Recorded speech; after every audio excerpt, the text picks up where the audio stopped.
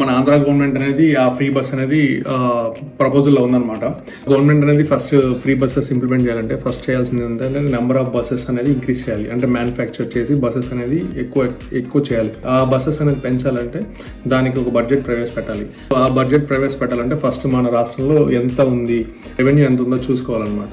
నాకు తెలిసి అయితే రెవెన్యూలో ఉండదు ఏపీఎస్ఆర్టీసీ, ఎందుకంటే వాళ్ళ ఫెసిలిటీస్ అలా ఉంటాయి కాబట్టి. సో ఇక్కడ ఏంటంటే ఎలక్షన్కి వెళ్ళే ముందు హామీలు ఇచ్చాం కాబట్టి తొందరగా చేసేస్తున్నాం మనం ఫ్రీ బస్ పెట్టి అని రూలింగ్ పార్టీ అనుకుంటుంది. నెంబర్ ఆఫ్ బస్సెస్ అనేది ఇంప్లిమెంట్ చేయకుండా ఫ్రీ బస్ స్కీమ్ కానీ ఇంప్లిమెంట్ చేస్తే 10 మంది ఎక్కే బస్సులో 100 మంది ఎక్కాల్సి వస్తుంది, లేకపోతే 50 మంది ఎక్కాల్సి వస్తుంది. బస్ పైన కూర్చొని వెళ్ళిన రోజులు నేను చూశాను అనమాట. స్టాండింగ్లో వెళ్ళాము ఇవన్నీ.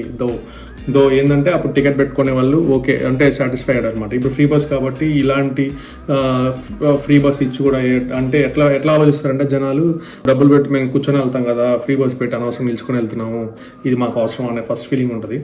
ఇప్పుడు ఏంటంటే ఓన్లీ ఫర్ లేడీస్ ఉన్నారు కదా, జెంట్స్ ఏమైనా ఫీల్ అవుతారంటే ఇంతకుముందు అనవసరంగా వీడికి ఓటేసాము, ఏంది డబ్బులు పెట్టి టికెట్ తీసుకుని హ్యాపీ కూర్చోబోయేవాళ్ళం, ఈ ఫ్రీ బస్ పెట్టాడు, ఈ ఆడవాళ్ళందరూ ఎక్కుతున్నారు, ఈ లేడీస్ అంతా ఎక్కుతున్నారు, మాకు సీట్లు లేకుండా పోయి అనవసరంగా ఈ గవర్నమెంట్ ఇట్లా చేసింది, సో నెక్స్ట్ టైం ఈ గవర్నమెంట్కి ఓట్ వేయకూడదని ఫీల్ అవుతుంది.